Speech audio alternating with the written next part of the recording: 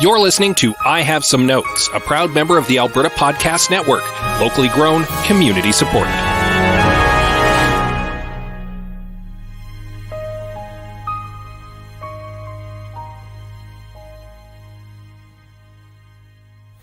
Scott, I have a pitch for you. Venom was cool and profitable. What about an origin movie for another character from Spider-Man's Rogues Gallery? Oh, hell yeah, come at me. All right. Scorpion? No. Craven? No. Rhino? Done that. Chameleon? No. Black Cat? Nah. Tombstone? Eh. Morbius, the living vampire? Bingo, that's the one. We're making a Morbius movie. I have some notes.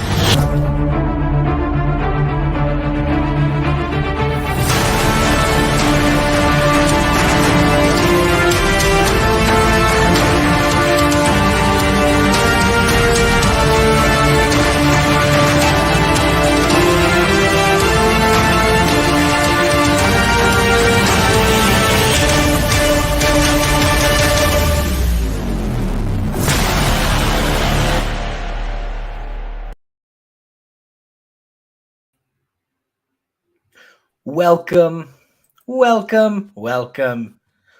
everyone to I Have Some Notes, the movie podcast with cuts, keeps, punch-ups, and tweaks on mediocre movies as suggested by you. I'm your host, Liam Creswick. I'm Scott C. Bourgeois. I'm Greg Beaver. And today we are live here in your homes and hearts to discuss Morbius. Hello, everyone. Hello, those of you listening and watching on the stream. Hello to you listening just as an audio feed later. You're have a good commute. Get those dishes done. However you're joining us, thank you for being here. Let's. It's Morbin time. It is Morbin time. We've been At long building last. up. Yeah, building up to a big season opener after a long break. And oh boy, the anticipation has been really palpable for Morbius. Yeah. A bloodlust of enthusiasm for a new season of I Have Some Notes, one might say. Welcome back, guys. This is our first episode in a while. How's it going? How are you? Yeah, how was your Good. summer? Did you watch good movies during the summer? I watched some great movies during the summer. I did too. Yeah. Also watched some great plays. I was at the Fringe with the debutantes, Robin and Glenna, who are friends of the show. Some great Dungeons and Dragons improv. I just had a great summer all along. How about you? I also had a summer of fringing at the Fringe because I was also in a Fringe show. Not as arguably successful as yours. I heard nothing but great things, but didn't get a chance to see it because I was working in between all my shows. So You got that hustle. I was a bad friend and did not come to either of your shows because I'm a big COVID scaredy cat and I was afraid. That's fine. Half our cast got COVID, so you Oh, probably no. made the right call.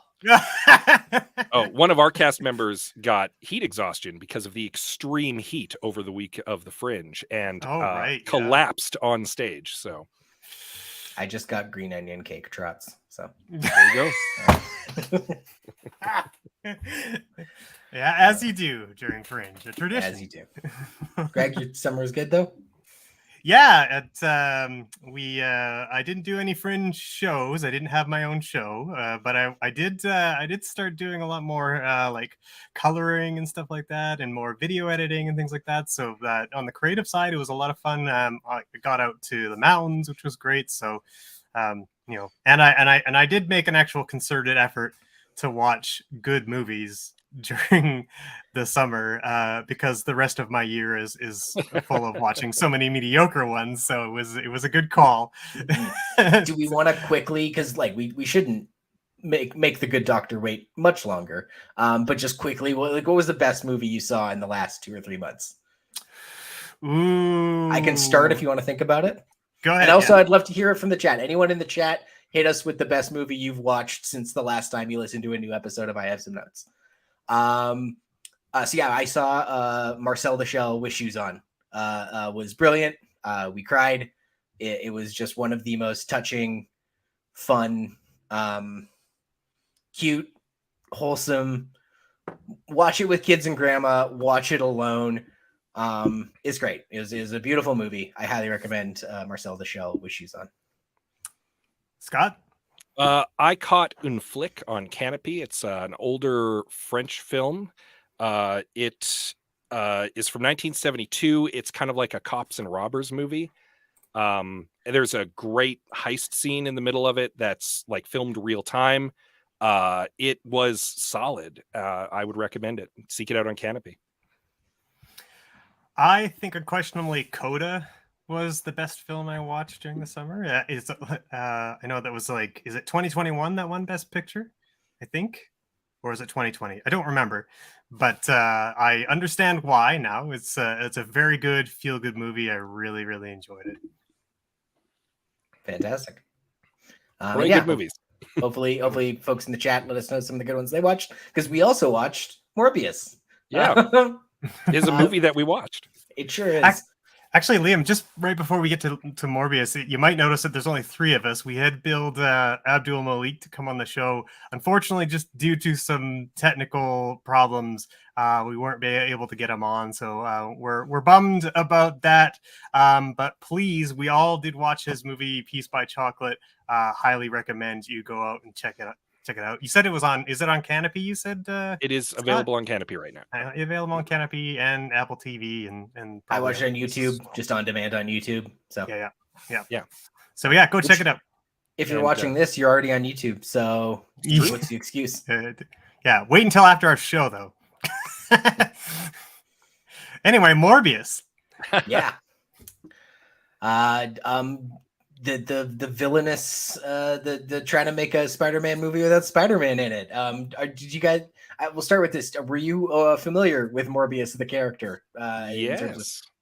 I watched the Spider-Man cartoon in the 90s, and that is where I remember Morbius from, and his desire for plasma. And he drank through his hands because it was too violent for him to bite anybody. So he had like lamprey hands. And he would suck your blood out with them. Yeah. That is my distinct memory of Morbius. Yeah. My partner Amanda, who's in the chat, asked me. She's like, "Well, what's like? I don't know anything about this character. What's the deal?" I'm like, "Well, sometimes Spider-Man's running around and like a vampire guy jumps out to get him. Yeah, that's about it. It's a vampire guy. He doesn't like Spider-Man. The vampire guy. Yeah. He's kind of, as I understand it, in recent years shifted because he's one of those tragic villains in a way. Yeah. He's shifted more into being kind of an anti-hero, the way Venom has, in the comics at least. And I feel that that's what they were kind of going with this movie too. Mm-hmm. Like they try to put him in a much more sympathetic light. The problem is that they make kind of everybody kind of have a bit of a sympathetic light in the movie, which muddies the actual villain a little bit, but I might be getting ahead of myself there. Yeah, I don't think it's impossible to make a movie about a character like this. I mean, there's 3 or 4 seasons of a show about Batman's butler in World War II or 1 or whatever. So like you can do it's not impossible to take an obscure character from some property you own and try to spin a yarn out of it. So I don't begrudge them for trying. I don't think it's wholly unreasonable to try to make a Morbius movie. In the same way, I don't think it's a wholly unreasonable idea to try to make a Kraven the Hunter movie, which they're doing. I just don't have high hopes based on past results. Yeah, I mean, I think Sony or Morbius isn't really an interesting movie in itself, but what I think is interesting about it is Sony's continued inability to make a superhero film. Like they're really, really bad at it. And I think the ones that they've made that are good or passable have been that's just been out of sheer luck as far as I'm been concerned. Kind of in spite of everything. Yeah. Like, I mean, they got obviously the first couple Spider-Mans were great back in the Tobey Maguire days. Everything else since then has everything but Into the Spider-Verse, and I think that skews their data where it's a bunch of 20% and then 100%. If you average it out, you get the same 58 that Marvel movies have. It's really Don't nobody check that math. But you know what I'm saying. Yeah, like it's funny to me that like they had such a critical and I think financial hit with Into the Spider-Verse, and they weren't like, let's double down on that. It was more like, it was still like, let's continue trying to do the Marvel thing for some reason. Which is really strange because, like, you know, you don't have a collection of heroes to hang your universe around. Spider-Man's pretty narrow, and you've got to, like, I guess you could, like, they're trying to do superhero stuff, but like, why wouldn't they do more stuff like maybe Black Cat or something like that, who could be more considered a hero than maybe some of these other guys? I don't know. Yeah, because the majority of the Spider-Man secondary characters are bad guys. Yeah. Mhm. Yeah. Because he's got a very robust rogues gallery. I will Yeah. say this is one of the few Spider-Man movies where they don't kill Uncle Ben, so I guess props for that. Yay. Also, it would have been very funny if somehow Uncle Ben still dies in this movie that Spider-Man's not in. Yeah, I just love that they keep trying. They keep trying to voice the Sinister Six upon us.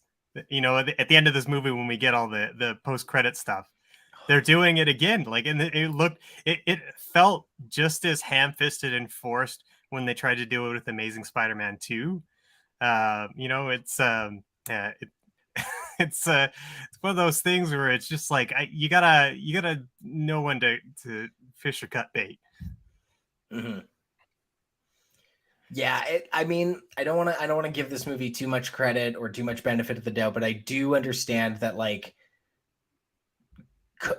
COVID really fucked up the schedule, and so parts of me want to just give them a pass for their, like, you know, they tried to get it done. You know, I don't know how much that is to blame, but I do understand that yeah, the production was seriously set back by various pandemic protocols. So, but also still, a bunch of other movies came out.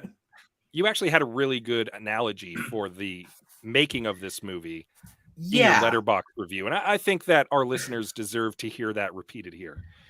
yeah, I watched Venom: Let There Be Carnage. No one made me. I chose to do that. And it's junk food. Venom: Let There Be Carnage is junk food movie. I like junk food. It's pretty empty. It's pretty hollow. And also, like junk food, these movies are consistent. You can walk into a movie theater pretty much any time and see some equivalent of Venom: Let There Be Carnage, whether it's a by the numbers rom-com or a, you know, stupid kids movie. There's a lot of junk food movies consistently mediocrely available, like Cheetos, right? Like junk food. If Venom: Let There Be Carnage is a handful of Cheetos, this movie is one of those like weird gnarly Cheetos that's all like clumpy and it's too much of the corn dust and it's like crunchy and there's like weird pockets of cheese dust and you're just like, how did this get in the bag? How did this happen? And it is like, for better or for worse, like movies like this come out of a Hollywood machine that spurts out little cheese puff junk food movies every week.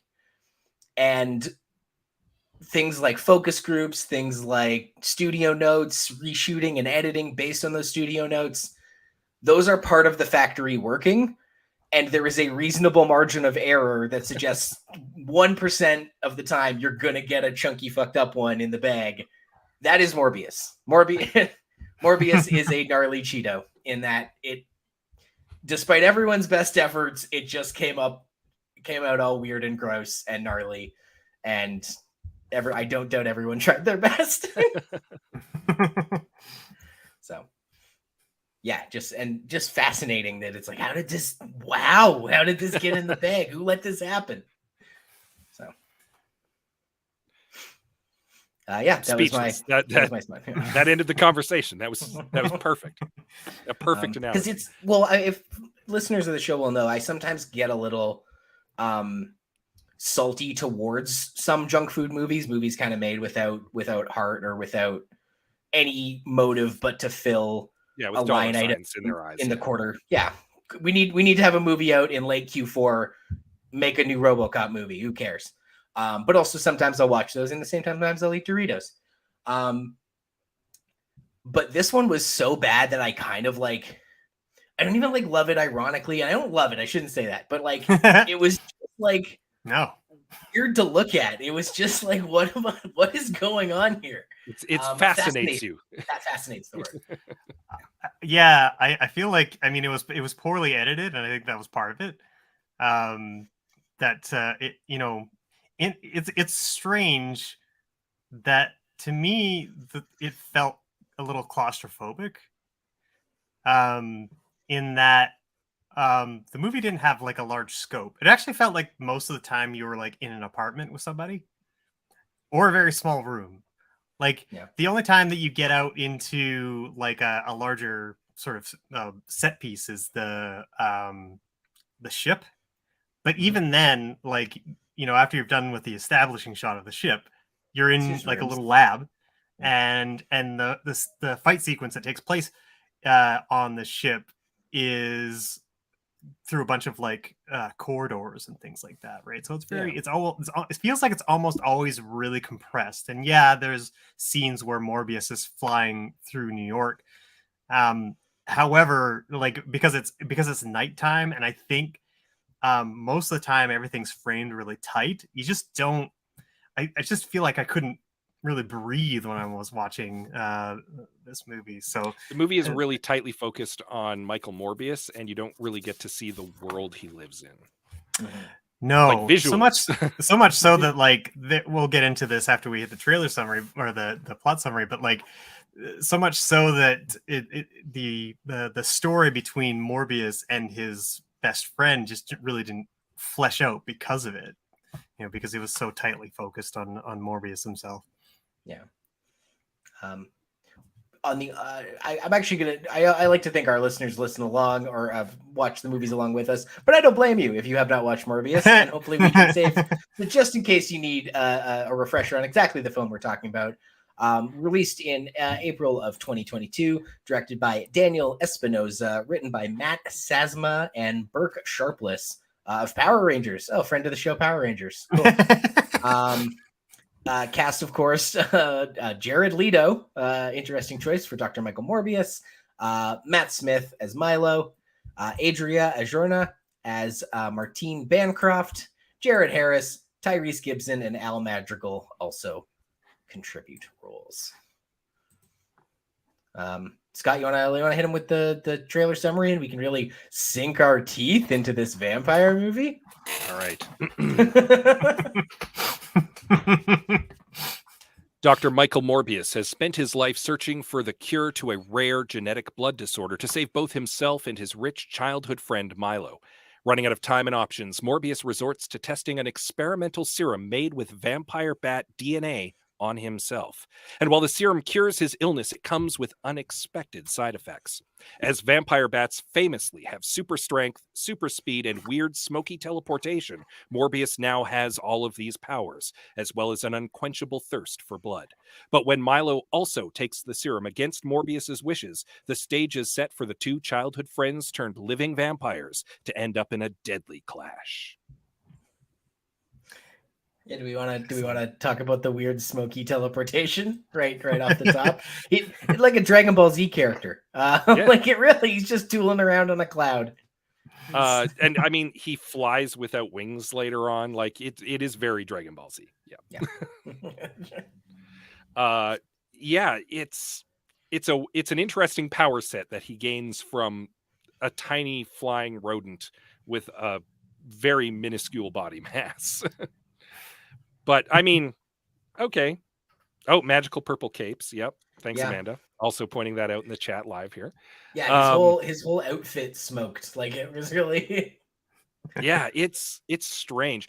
Also, like in the comics, he looks like vampire Morbius all the time, but handsome Jared Leto's got to be handsome, so he only kind of vamps out Buffy style from time to time. This had which is a choice. Aesthetically had big Buffy energy for sure. Oh yeah.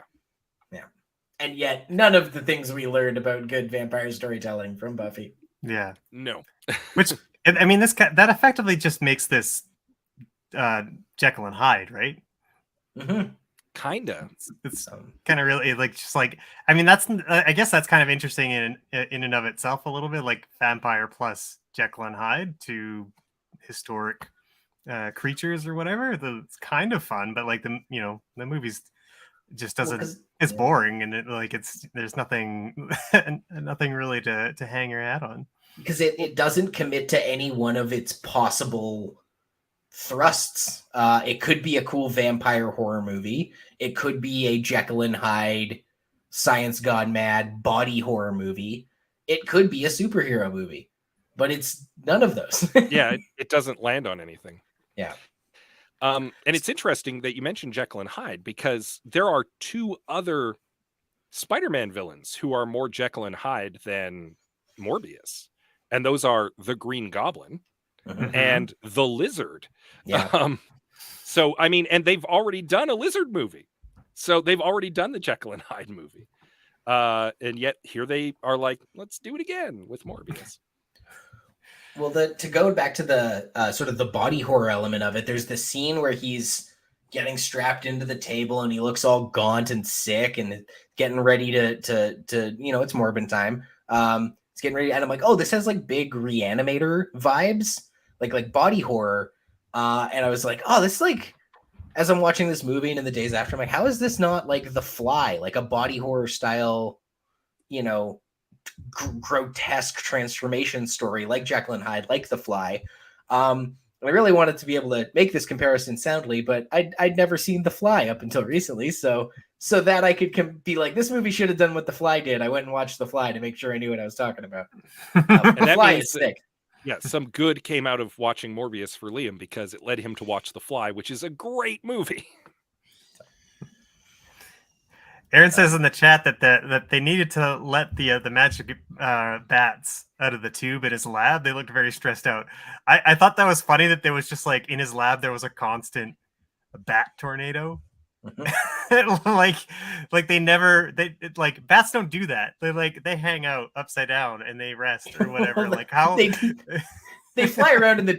You don't give them anywhere to hang or sit. They're just, of course, they're just gonna fly in a tornado. Yeah, they also don't get fed. Apparently, they're just around. That his tube should have just been like a pile of dead bats. That's really what it should have been. Aesthetically cool, very nonsense. Yeah. Like a lot of this movie. Yeah.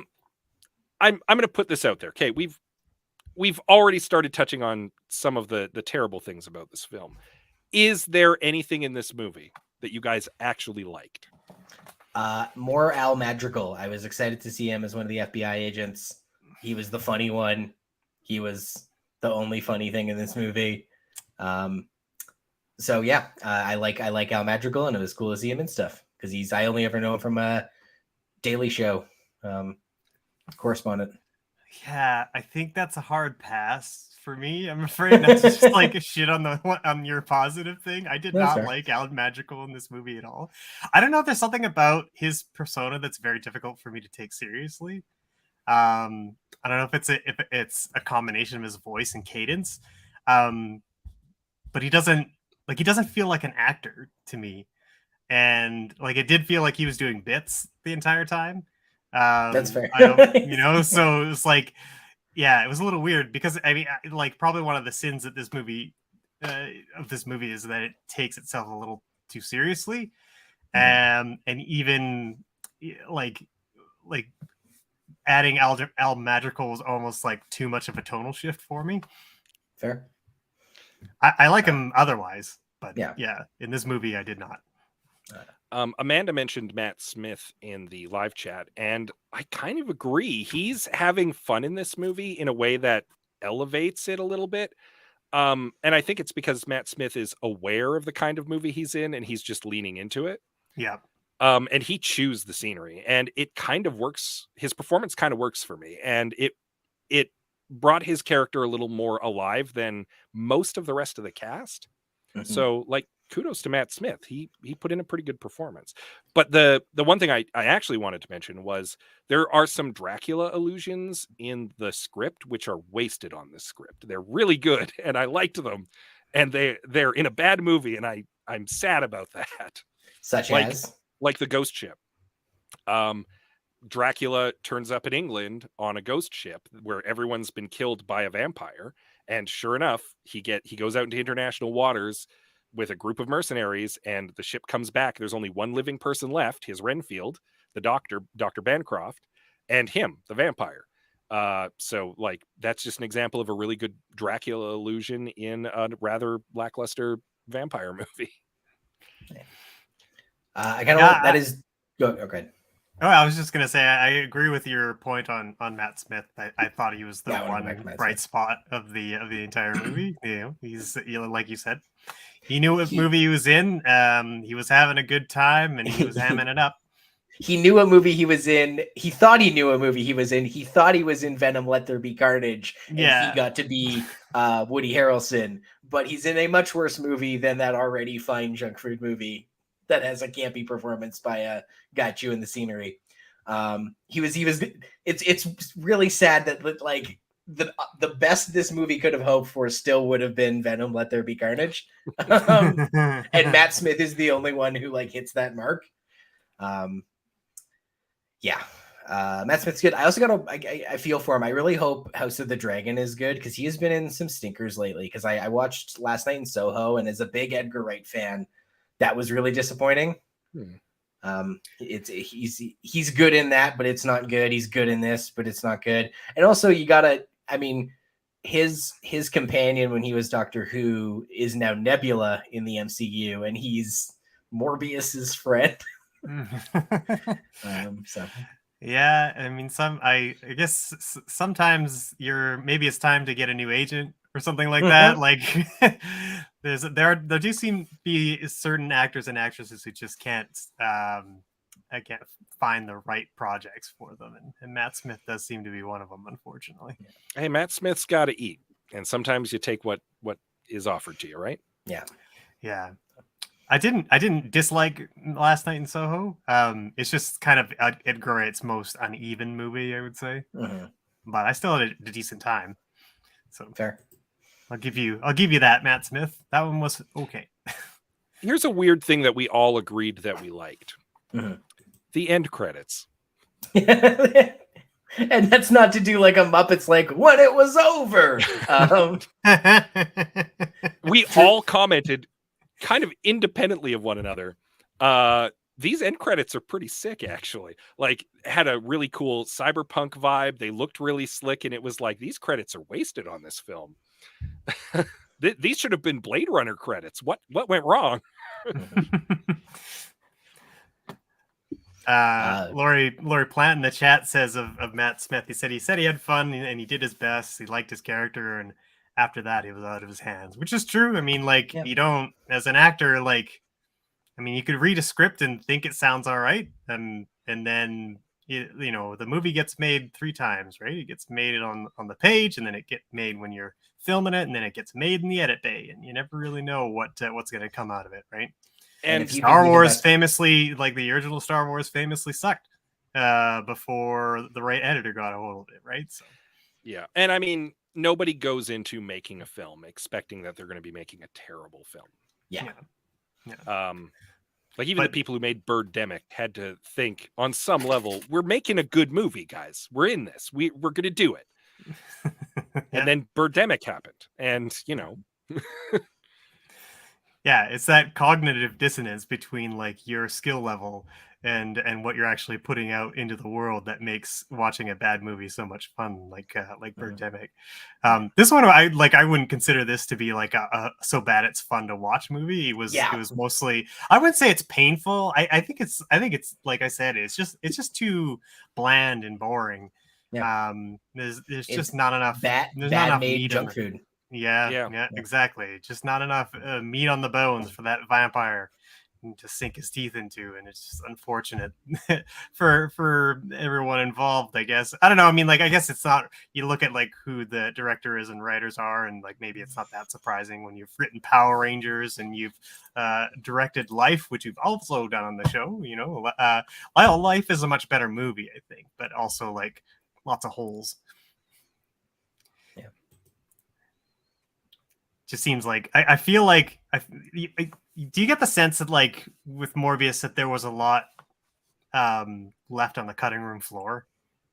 Oh, I get not so much cutting room floor, but I think partly because of the pandemic delaying things, but also like I said, you can see the focus group, you can see the studio notes, you can see the stuff they went and reshot and then tried to edit based on the studio notes and focus groups. One of the things I noticed about this movie, it's really hard to tell the difference between his ship and the actual lab that he works in. It's all the locations of where those things take place are really fuzzy. Yeah.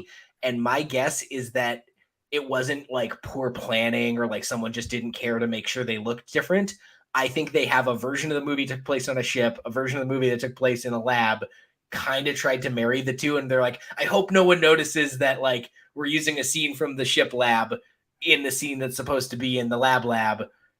Nobody pay attention that closely.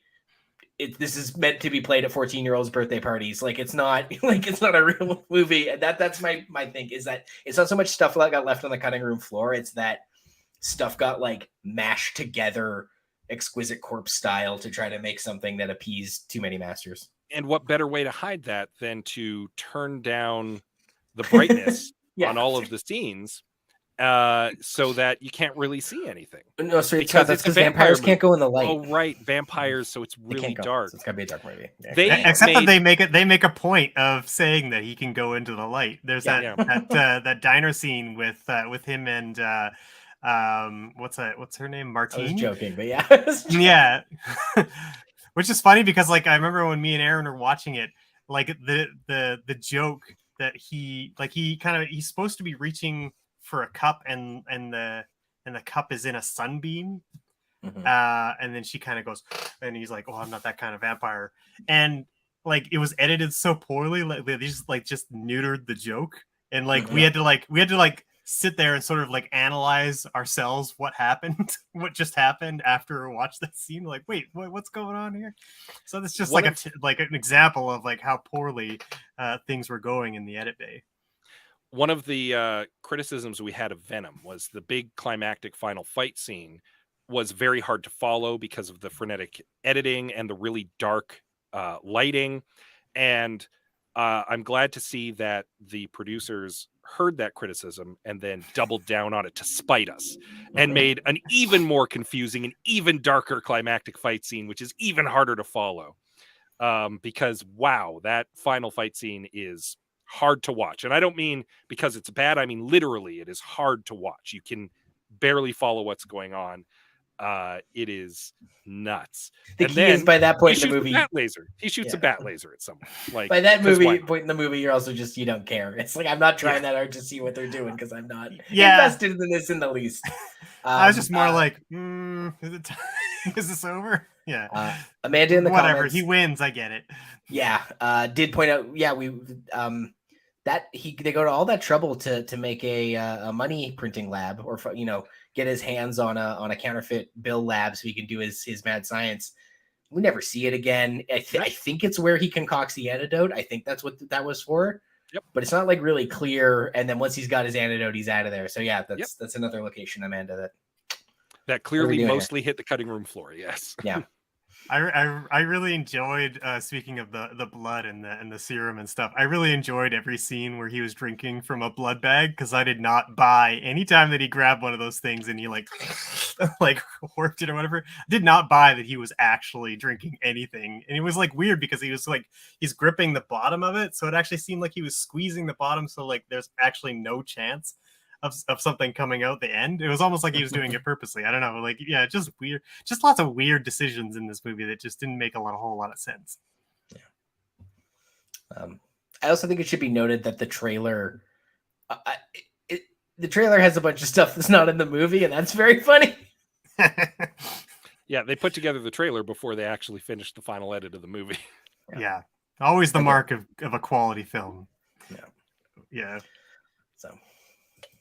No, this movie needs to be out by a certain date. We need to do a trailer for it to promote it, but we're not done the movie. I don't care. Get that trailer out. Well, the funny thing about that is that this movie was delayed many, many times. Like some due to COVID, some due to like other reasons, I think reshoots and stuff like that. So yeah, I mean, they had plenty of time to craft this one into like a decent movie, but nope. Yeah. But yeah, trailers are hard. They're trying to put their best foot forward, right? Like business is a tricky thing to try to run. Scott, life as a business owner can be hectic, to say the least. Wouldn't you agree, Scott? Oh, I'd agree for sure. Well, for any business owners that might be listening, Alberta Blue Cross understands that too. They offer flexible health, dental, life, disability coverage for your employees. Even better, you can let your staff enroll and manage their coverage at any time on any device. That makes life easier for them and for you. I know we made this beautiful, smooth transition, but my employer uses Alberta Blue Cross, and I get to manage my own coverage, and it is extremely handy. So, personally can vouch for the usability of the Alberta Blue Cross interface. So you've got this, says Alberta Blue Cross, when it comes to group coverage for your small business. And Alberta Blue Cross has got your back. To learn more and explore your options, head to ab.bluecross.ca. Liam, you mentioned Matt Smith is in House of the Dragon right now, which is a spin-off of Game of Thrones. Well, there's the famous saying from Game of Thrones, a Lannister always pays their debts. No, I was actually thinking of the other one, which is Winter is Coming. Oh, that's a good one too. And that is true here in Edmonton as well. And energy usage for all Albertans will be increasing. So now is a great time for listeners to look at their utility bills and ensure they're on the best plan. Albertans have a choice of who they pay their utility bills to, and Park Power is happy to provide free, no obligations comparisons. If you decide to switch providers, it's easy, and you can feel good knowing that you're supporting a local business and helping give back to your community with your utility bills. You can learn more right now at parkpower.ca. Just slipped those plugs right in there. Like so many, I don't have a segue, and I'm not going to try. We segue in, we're not segueing out smoothly at all. It's a bumpy, turbulent rise. Yep. Brace yourself, put your chair in the upright position as we return to the second half of this episode of I Have Some Notes. I think we've definitely picked apart this movie well enough. There were things to like about it. Our listeners had thoughts, to be sure. But you guys, how do we fix this? How do we make this, at the very least, on the same level as Venom Let There Be Carnage? Oh boy. I can start. Sure. Because I think for me, the central thing that doesn't work about Morbius is his relationship, like Morbius's relationship to Milo. Which isn't his real name. I forget what his real name is, but he's called Milo because it's Lucian. Lucian, there you go. When the two of them meet as children, they meet in is it kind of like I guess it's like some sort of home for medically challenged kids. That's like not a boarding school. Yeah, something like that. And there, he meets Lucian and calls him Milo because he thinks that this kid is just gonna die, and then he's gonna, because it's a school full of sick kids or whatever. He's like, you're just gonna die, and someone else will come and take your place, basically. I think it was the idea was the last kid was Milo, and the next kid will be Milo. You're all Milo. Yeah, you're all Milo. You're disposable. Is basically what he was saying to, and that name sort of ends up being, it's supposed to be I think it's supposed to be cute, because then they continue to call him Milo through the rest of his life. And I think at one point, Matt Smith tells Morbius that he gave him his name, which is awful. You gave him a terrible name. It's you gave him a name that was sort of just disposable. And that's just sort of a symptom of how their relationship began on such a bad foot. But not only that, Morbius,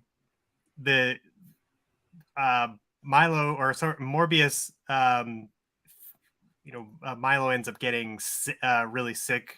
Well, I think they're getting dialysis or something like that. And his machine malfunctions. Morbius fixes it with a spring or something like that. And that is the impetus for Morbius to be sent off to a a school for gifted kids, because he's so smart that he managed to fix this machine all by himself in an emergency. So he ends up like leaving Milo within, like, I don't know, it feels like a couple weeks of them meeting.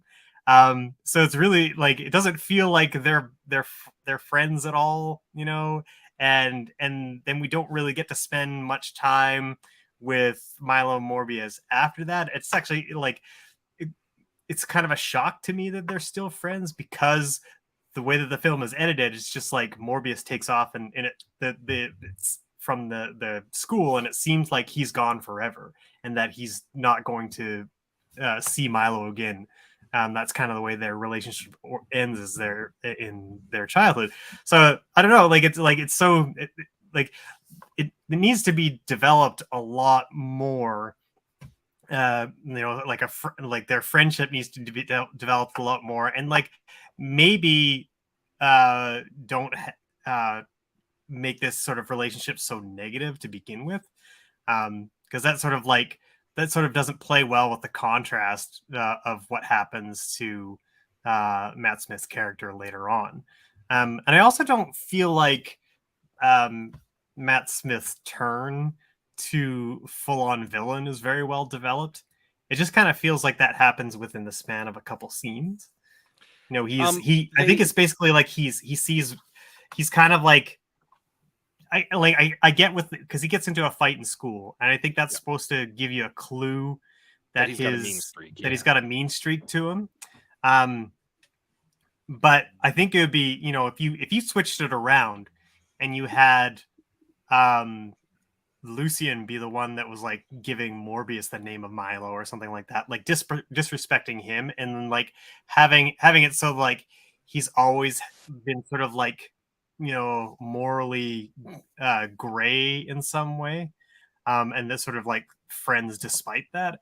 I think at least set up that turn a little bit more. I actually think that there's an interesting turn there that you kind of skirted by, which might have been interesting, which is if Lucian / Milo had been kind of Morbius's conscience when he was younger and as he was growing, because Morbius is the one who's kind of morally, like, he's the guy who's engaging in like illegal experimentation and stuff. He's the guy with compromised morals. He's the guy who's constantly like walking on the dark side. And then he gets this living vampire power and realizes he's gone too far and starts to turn around. And when Milo becomes a living vampire, he degenerates. And so you've got their paths like cross in an interesting way that way, where the good guy becomes the villain and the villain becomes a kind of a anti-hero. Oh, yeah. I think that might have been an interesting kind of arc for both of them. Yeah. Milo becomes what Morbius was, and Morbius becomes what Milo was. Might have been an interesting play on that. Yeah. I guess you can't, like, I guess you don't get to have, like, if one of them's a degenerator or whatever, you don't get to have some sort of like big clash at the end. That's because again, this movie wants to be a superhero movie so bad, and if they had made it more like The Fly, then it's less of a climactic superhero battle and more of a like final desperate struggle. Liam is building up to his big fix, which was make this The Fly. And I'm gonna jump in right now and say that could work in an interesting way, and you could still have the real body horror, and you could still have a character degenerate if Milo takes the serum without Morbius's knowledge, but Morbius doesn't find out right away, and Morbius realizes he's turning into like a weird man-bat creature, and he finds a way to forestall that transformation. Like, he works on himself, and he doesn't completely cure himself, but he stops the worst of it. But he doesn't know that Milo has taken it as well, and Milo continues to degenerate, and it turns into a big climactic fight because Milo has become a monster. And you can have that body horror, and Morbius has to destroy him at that point because there's no curing him, there's no going back. Sorry to kind of jump on. No. That doesn't touch anything I had pitched. Though there's one of the problems I had with this movie is at the end of it, Morbius doesn't fix himself. He's like, Milo, take this antidote. Milo, take this antidote. And then Morbius is like, I'm going to keep being Morbius. I gotta have an end credit scene with Michael Keaton here. I can't not be Morbius. So with what you're pitching, that justifies him not taking the antidote. It's like he never finds an antidote. There is no antidote. He finds a way to stabilize. Yeah. And the person who doesn't find a way to stabilize degenerates to death. And that explains how we have a half-living vampire for Spider-Man. Or at least into a horrifying monster that needs to be destroyed. Yeah. Yeah. Sick. I love that. I keep saying like, oh, make it the Fly, but here's how. And here's my pitch for make it more of a degenerative body horror nightmare and less of a superhero movie. And it's by fixing one of the main problems that I had with the movie. When he gets morbed, we have a quick scene where he's like, look at all this shit I can do. Look, I can lift this stuff and I'm strong as hell. And I'm like, oh man, it's so great. It's so great being strong and good and cool and flying. But also I got to drink this blood. But look, I got this fake blood I can drink, and eventually it's not going to be effective. He figures out that the synthetic blood will not be effective very early. And so we are giving this like long-term ticking clock that doesn't do anything for anyone. There's no actual sense of urgency to that ticking clock. So I don't understand why they have him figure that out so early when that is a much more dramatic thing to have him figure out way later. So it starts with him just like in The Fly, just like hunky Jeff Goldblum doing chin-ups. He's fit. He's feeling good. Milo wants in on this. He wants to give it to Milo because everything's great. And then slowly he starts to like, we also get to spend more time with his powers. Like we see a scene of him like, oh, now he's got these ears and now he's got this, super strength. And we like watch him get these powers and degenerate a little more slowly.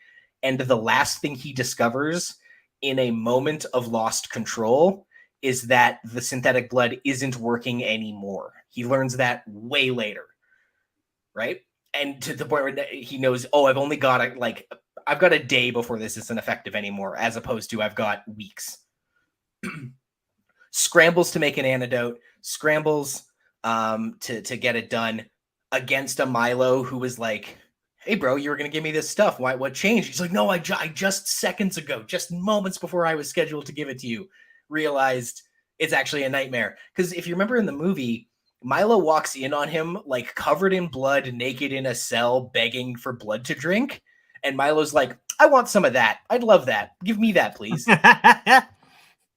Have Milo want this because he's jacked as shit and healthy, not when he sees his friend as an absolute. It makes no sense that Milo would still want that after seeing him in such a desperate situation. So then your third act is there's one antidote that he was quickly able to make in a frenzied state. The cops are on him. Also, like in The Fly, she has to go, the female character, Bancroft. What's that?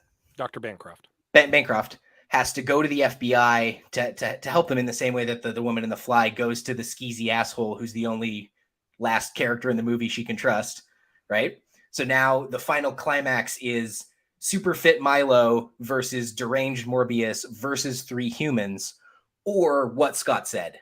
And that all still works. I think that marries well with my suggestion, actually. Yeah, that's why I was stoked on it. You have Milo get the serum earlier on when he's jacked. Yeah, because like this is working great. Milo also takes the serum. Morbius starts to degenerate and realizes that there's a terrible cost. Is not able to cure it though. He's only able to like stop it from getting worse. And unfortunately, it's too late at that point for Milo. Milo's run off. He can't find him. He doesn't know what's going on. It's because Milo's turned into a bat monster. And it's like hunting people in the street. His ass. Yeah. So, and then it ends in a tragic fight between what has become of Milo and a Morbius who accidentally inflicted this on the person he cares about most in the world. Yeah. And also Morbius looks like vampire Morbius like all the time. That was part of the stalling process. Yeah. Sick. Yeah, I like that fix a lot because it definitely increases the emotional stakes in a real big way.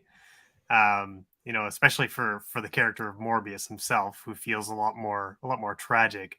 In the movie as written, it feels like they're kind of constantly making excuses for him. for having done some like pretty horrible things, which is a little strange. I think in our version, I think at the end Morbius gets caught by the police. Like he's devastated by what's happened. The feds catch up to him in the final moments, and he willingly gets taken away. And then if you really want to set up your Sinister Six movie, he meets Michael Keaton in prison. Yeah, it makes a lot more sense. I don't.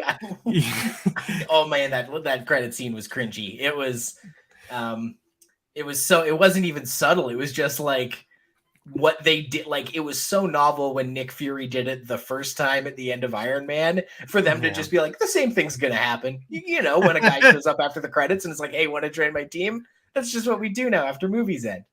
And also like Morbius should have been like when the Vulture's talking about Spider-Man, Morbius's response should have been, who's Spider-Man? Who the fuck?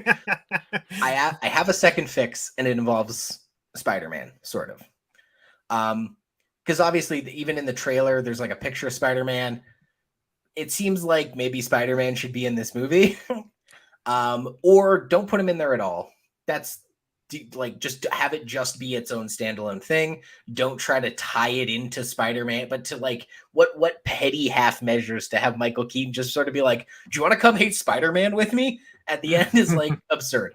So but here's sorry, no, I didn't realize you weren't done. Go on.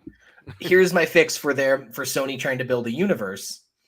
As I mentioned in my version, slow deterioration, 5 minutes before he's got to go give the serum to Milo, and then decide he's going to hold it, is when he's at his lowest, is when he's in the least control. He's on the streets. He's doing something chaotic. In comes swinging a silhouette of a muscular figure on a rope, and it's Venom. It's Venom here to be like, hey, this is a bad guy. Tom Hardy, you said I can only eat bad guys, right? This guy looks bad. You can go ahead and eat him. Venom tries to eat Morbius. They have a cool Act 2 fight. Venom won't eat him because he tastes bad. And also, what are like one of the dumb bat powers he can have? Screechy sonic sounds. What does Venom hate? Screechy sonic sounds. And Venom fucks off to be in a different movie later. But that's your Act 2 climax, is like he squares off with Venom, and now you're building up, genuinely building up a shared universe with the characters you've established. That kind of works, actually. Yeah, and it has the nice little Spider-Man tease. I like that. Yeah. Even make them think it's Spider-Man coming in, but it's just Venom to be like, yeah. As long as we're talking about universe fixes, like I always thought like it's weird that like Sony didn't like try and have their cake and eat it too with Spider-Man. Like there's all sorts of different like Spider-Man, Spider-Women kind of things. So like, why didn't you just let Tom Holland exist in like that MCU universe and just like leave him be? And just make your movie like just do like a Spider-Man series where like Spider-Gwen or something like that is the main Spider-Man, and that you can still have all those great characters that you've got the rights to. You just do like an adjacent thing, and like you're already doing it with like Into the Spider-Verse. It's like right there. It seems like low-hanging fruit, yet they don't want to do it. Further to that, No Way Home does a crossover with the Sony Spider-Man. So you establish that the Sony Spider-Man coexists in an alternate universe to the MCU Spider-Man. Have an Andrew Garfield show up. Yeah. Pay that boy money to reprise Spider-Man. He was great in the Marvel movie. Oh, if you were going to put Spider-Man in this Morbius movie, it should be Andrew Garfield. 100%, for sure. Let him Spider-Man some more. Yeah. Let that boy out to Spider-Man. Yeah. Also, this and Venom Let There Be Carnage should have been rated R. Yeah, probably. Sure. Yeah. Yeah. If you're leaning into the body horror for this, if you're really going to Cronenberg it up, it's going to be an R-rated movie. Could you imagine if this was the Milo Marvel would have movie? Been such a wet puppet. He would have been so. Yeah. Let David Cronenberg make this movie. I'm going to make this. This is my note for just all people trying to ape the MCU going forward. Don't and just take your collection of characters and give them to auteur directors, and instead of trying to sell us like celebrities as the heroes, be like, we're giving Cronenberg Morbius, we're giving Tarantino the Suicide Squad or whatever. Like they kind of did that with James Gunn. I'm just off the dome right now, but like take characters with a really specific premise and give them to auteur directors who can like wring so much out of that premise. Yeah, Like Batman and Tim Burton. Like, yeah, like DC seemed to be heading that direction with like things like the Joker and whatever, and like the new Batman movie, which seems disconnected from like Aquaman. I don't think that the new Batman and Aquaman exist in the same universe. At least I hope not. Yeah. I would love to see the movie where they try and like ham fist those two together. That would be great. I wouldn't put it past DC to try. But yeah, exactly like DC was doing. Yeah. Yeah, but like, you know, doing those individual characters and like, you know, giving directors the freedom to like experiment and try something interesting with a different character. Like, there's the comics are full of like revisions and different takes on classic characters. People love that stuff, and like, there's no reason not to do it. You know, you could conceivably do it with Spider-Man too himself if you wanted to. Go back, like do a noir Spider-Man movie, for example. I mean, that's an interesting take on Spider-Man. So there's lots of different avenues you could approach it with. It doesn't always have to be this sort of start from ground zero, world building, universe building nonsense. They've failed at over and over and over again. Yeah, a Ryan Johnson Spider-Man noir would be dope. Like, yeah, I'd watch that for sure. Yeah, that's like you don't the problem with the way that Hollywood works these days is like they're so interested in their projections about what they could think they can make bank for, that like there's no risk taking. Like, they don't take risks anymore. And they just chased the one time the risk paid off. Yeah, and to a certain extent, you can hardly blame them, because like for some reason people show up to the theaters anyway. Like the last 3 Jurassic Park movies have been varying degrees of terrible, and yet each of those is making close to $1 billion. So they're printing money, and they kind of know it. So like, you know, I think they've kind of learned that like the quality of the film is incidental as long as you give people enough in the trailer and you give them enough little cookies like, oh, this person came back and this person came back. Yeah, so people, you know, weaponized nostalgia does make money. It's junk food. It's junk food, and much like junk food, you've got Taco Bell being like, "We put Cheetos on our tacos now." You know Cheetos. You've heard that name before. Like, that's all it is. It's all junk food. Yeah, it's like the other day when I walked by the macaroni aisle and I saw like flaming hot Cheetos Kraft Dinner. I'm like, what the fuck is going on? That's taken a turn. Michael Keaton in a Flash movie is yeah. Yeah, Cheetos mac and cheese. Yeah. So, but I love the fix we found. We got Scott or Greg's stronger bond between Milo and Jared Leto. We got a much better justification for the series of science events from Scott, and then my body horror and Venom. So yeah, I think we married it all really well. I think fixed it. And they said it couldn't be done with Morbius. Which again, though, I still think the movie we are pitching is like maybe as good as Venom.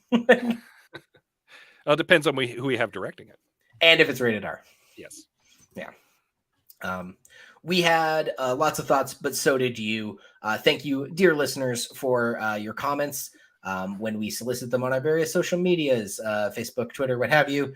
We do love reading them out. We do love hearing what you think. Also, all of you in the chat thread so far, appreciate you being here tonight with us. It couldn't have done it without you, or we could have. It just would have been a regular podcast recording. Yeah, it would have just been lonely. But no, we got some listener comments because, of course, you all had thoughts as well. Tack says, I would watch it and offer my notes, but I'm a busy man who can only afford to watch free movies on his phone. So, damn it, who's putting this thing on Netflix? It's funny that eventually Tack did send us, I want to call it an essay on Morbius, but I have it here. He DM'd a pretty decent fix, and I'll try and read it out here as best I can. So he says Milo and Michael are brothers, and Jared Harris is their father, an old money aristocrat. Milo is perfectly healthy and a right snob. who thinks he's the favorite son. He's always dressed to the nines, insincerely cares about the less fortunate, and picks on his brother for fun. Michael is a black sheep. He dresses in ordinary clothes, seems genuinely invested in his work and in helping others. His only acts of rebellion are against his family. Milo, of course, makes fun of Michael's disability, always under the guise of good-natured fun. But he also insists Michael's humanitarian acts are self-serving to aid in finding a cure. He says Michael dresses humbly because it's simply easier. The only difference between us is that I can tie a bow tie, says, what's his name, to Morbius. The plot unfolds much the same way, except now Michael has a direct moral question. Is Milo right about him? Compounding this question are all his illegal actions that lead to him finding a cure. Act 2 reveals that his experiment also involves blood from unwilling prisoners. Milo takes the cure because he's jealous of Michael's powers. Does this sound familiar? And he starts killing to cover up Milo's illegal activities. Their father and Michael's girlfriend are just loose ends. This pushes Michael to accept himself as the monster. He feeds on several innocent bystanders to build up his strength and kills Milo out of revenge, or just to tie up the loose ends. So I do kind of like the, like, this is just like straight up like a villain's origin tale rather than sort of like an anti-hero. So that's kind of fun. Yeah, the movie definitely frames him more as an anti-hero.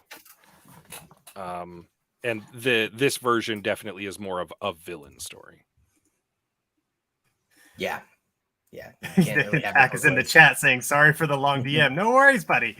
That's we love seeing it. Speaking of folks in the chat, Laurie Plant gave us the comment. You ask how we can fix it when you should first ask why. Why? I mean, it makes good podcast content. That's if nothing else. And I got to watch The Fly out of it, so that's why. As well, Jeff Samsono says, fix one of the biggest comic book movies of all time. So big they released it twice. Yeah. That's so funny. We didn't talk about that, about how they misinterpreted It's Morbin Time to think that everybody wanted to watch this fucking movie again. I saw a tweet that was like, no, guys, sorry, we were really that busy. Put it in theaters. We were busy that weekend. Put it in theaters a third time. we were all busy. Yeah, no, it went viral for not the reason that they thought it went viral. Yeah. Andrew Craig says, my biggest suggestion is don't make a Morbius movie. He was a dumb character when he was created and has never gotten any better. His secondary title is The Living Vampire. No, vampires are undead by definition. You're just really hyperglycemic and low on iron. Take a supplement and get a nose job. Vampire bats aren't undead, Andrew. I don't know. I kind of like it. I think that you could have a really great Morbius versus Blade movie at some point, based out of it, and have Blade just be like, "Oh, my usual vampire hunting tactics aren't working against this guy because he's not a real vampire. He's a fake vampire. He's a wish vampire." Yeah, he's a wish.com vampire. He's the wish.com vampire. Yeah. I believe we're getting a new Blade movie, are we not? We are. Sure are. Yeah. Sure. Does that fall under the Marvel's umbrella? I guess they still are, right? It's a proper Marvel. Yeah. Disney's Blade. So, yeah, it's gonna be great. Aaron Beaver says, recast Leto.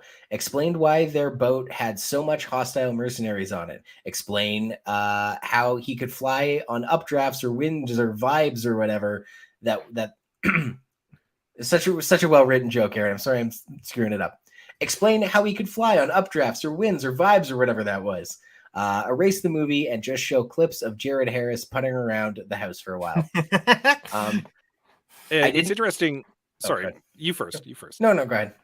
I was going to say, Aaron mentions recasting Leto. We didn't really talk about. It was a controversial casting choice. Also, Morbius in the comics is Greek. Like he's from Greece. And I don't know why they couldn't have kept that. I think that maybe a decision should have been made to make him Greek, and that might have been fine. That might have been good. You could have found a really good Greek actor who was relatively unknown. It could have been a big star-making turn for him. I think you didn't need Leto in this role. You didn't need his star power for this movie at all.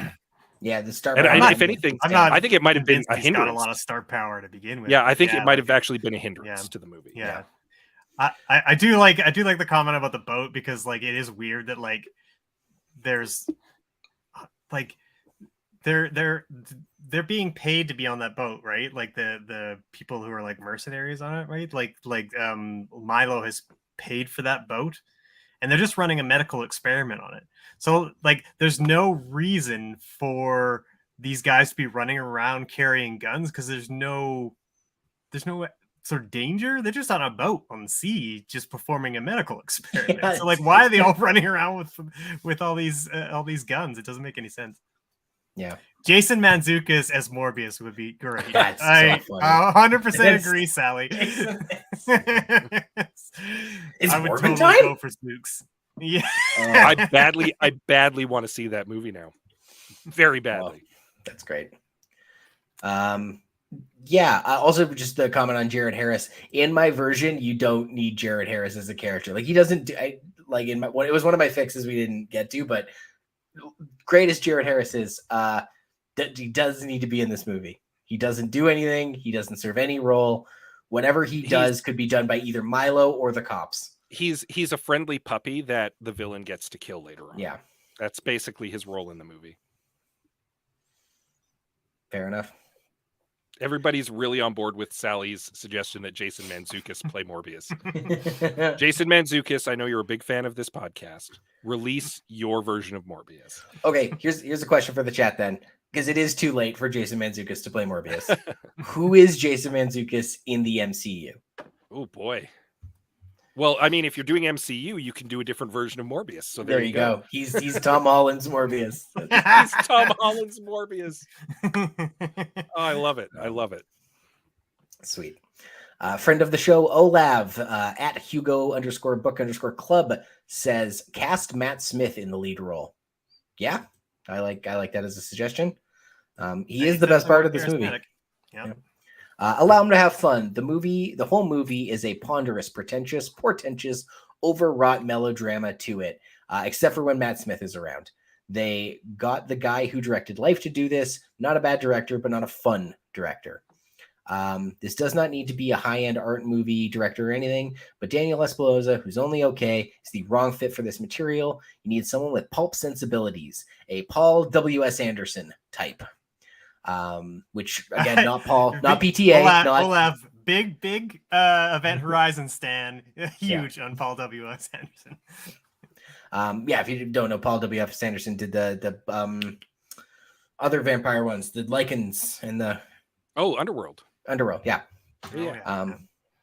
Also get to the Morbin earlier, says Olav. It takes 80 minutes of screen time before anyone even starts to morb. The audience is there for the Morbin. Give them Morbin time. So, and then of course, Olav's last comment is it just needs a theme, by like an Eminem or a Chad Kroeger or a Seal, something that really says 2022. So. Yeah, I don't know. We really liked the end credits, Olav. I'm just saying, we all loved it. Did this movie have a single that was released with it? I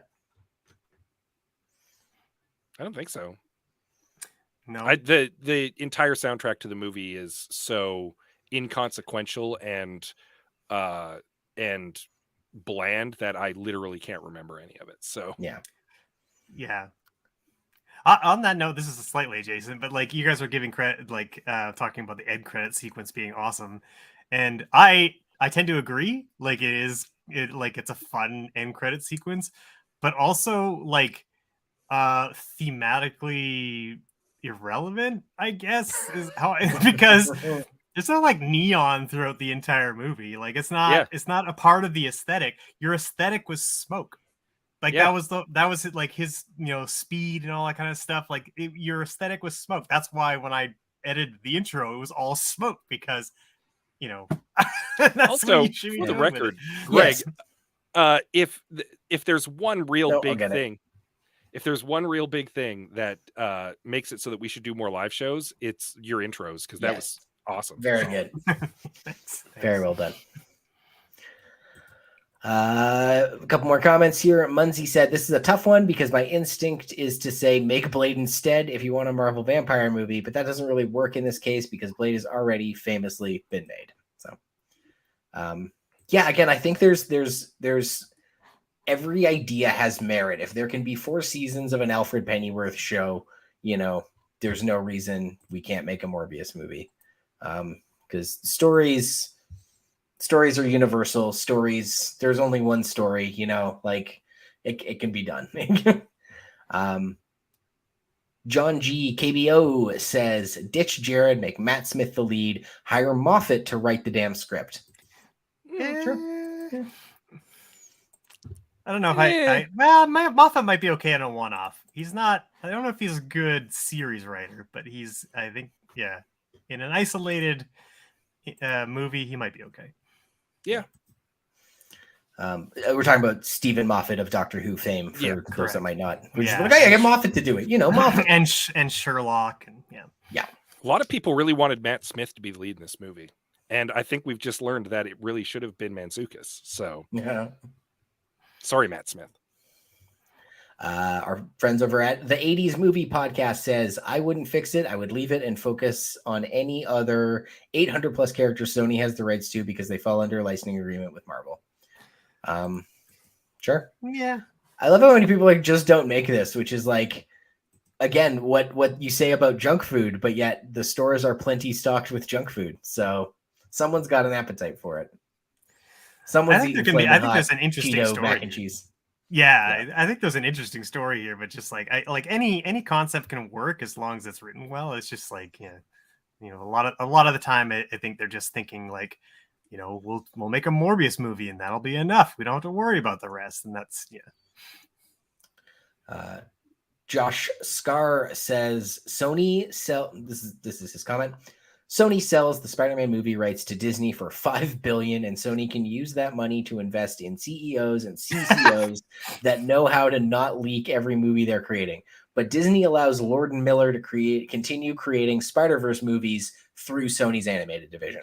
Because Disney famously doesn't have any sort of animation division. Yeah, that's right.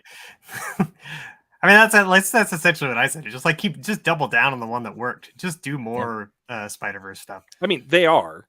But I know they are. I mean, they're doing it. I mean, they're not making a universe out of it. No, as far as I know. Which is good. Yeah. Maybe that would make it worse. I don't know. Maybe The end entrance. Oh, please don't. Geez, it's gonna happen now. Yeah. Hero Zero says, how to fix Morbius? Tricky. I'd have to go with changing it to Morpheus and make it a Matrix prequel. I mean, fair. But yeah, I see. So like, there's no reason a Morpheus movie couldn't work. If they wanted to make a Morpheus movie, they could. Prequels are hard, but you know they can work. I don't know if you guys are watching the Rings of Power, but it's pretty good. I'm enjoying it. So it's just a matter of how you approach it. Indeed. And our final comment, Dr. Gordon B. Schmidt says, have Morbius do something heroic even once so he can actually be an anti-hero. Chemistry and real connection between the characters. That's what Scott was saying. Consider what a science vampire is not. Just act like it would randomly have characteristics of vampiric folklore. Take it less seriously. I mean, if you're taking it less seriously, though, you're going to lean into the vampire folklore stuff, right? Mm-hmm. Yeah, I mean, I made fun of that off the top, that Morbius gains vampire powers from a bat, and it's like, that doesn't work. I suppose that's how it works in the comics, though. So whatever. Just lean into it. Lean into the pulpiness of it. Indeed. Caleb says he's enjoying the Rings too. Good man. It's very fun. This comment kind of reminds me that I might have lost my train of thought here. Oh, darn it! I had that's on me. The Dr. Bancroft's sacrifice. We didn't talk about that, but that was really awkward. When she sacrifices her life and lets Morbius drink her blood, right? So he gains power, can go fight Milo, I really felt that was very cringy, and like the way that the movie is edited, she almost gets kidnapped, or she does get kidnapped off screen. Yep. And you have like no sense of like where they are. Like I guess they're on a rooftop, but like again, like it's framed really tight, so you'd have like no sense of scope on like what's going on. And like all of that just like combined for like the kind of saddest self-sacrifice I've ever seen on screen. And I think especially since it's a woman character, like sacrificing herself for the man, like it's just like, because it was handled so poorly, it just felt kind of icky to me. I was not a fan of that moment at all. And then she becomes a vampire for some reason. Oh right, was there like a stinger moment? Yeah. Yeah. Part of the little ending bit, she opens her eyes again, and she's got like Morbius vampire eyes. So for some reason, his bite made her a vampire. Because again, he's a folklore vampire because of vampire bat DNA. Yeah. Yeah. I guess that serum does a lot of stuff. Yeah, very strange. Indeed. Well, this concludes our in-depth discussion on Morbius the Living Vampire. You're welcome. You're welcome. And our live stream. Thank you all so much for joining us. Yeah, we'll you can of course follow us on Facebook. I have some notes on Twitter at I have some notes, and on Instagram at I have some notes pod. Please subscribe, rate, and review. Wherever it is you listen to a podcast, do the thingy that says, hey, I like this, whatever that button is. You know what? Emily missed out on a lot of stuff, and I sure hope she missed out on Morbius. But there's some good stuff she missed too. And Emily and Brianne take in pop culture-filled movie classics that Emily has never seen but should have on the podcast Emily Missed Out. And you can check that out right now at albertapodcastnetwork.com. Today is Friday. However, this is a live show. We're so Scott, can you hear Greg? No, I can't. Great. Yeah, I think the music is screwing you up. Oh, is it over top of my mic? Yeah, there you go. Such Can a you hear me smooth. Yeah, move closer to your mic. Oh, it's so smooth, dude. You so close. There we go. Is that better? Yeah. Okay. Should I start again? Yes. So it's Friday, which is not our usual release day, which is usually Monday. However, this isn't just for the live show. We'll be permanently moving our release date to every second Friday from here on out. So catch us in 2 Fridays from now for when we go Tomb Raiding with Angelina Jolie. This live show was a lot of fun. Thank you so much for participating and chatting. Thank you to Anita, Sally, Caleb, Brienne. Who else is in here? Jeff, Aaron, Lori. Just thanks so much for making this such a good time and well worth us putting on a live show. And we hope to do it again soon. Yeah, for sure. Until then, I've been your host, Liam Creswick. I'm Scott C. Bourgeois. I'm Greg Beaver. Keep watching the skies.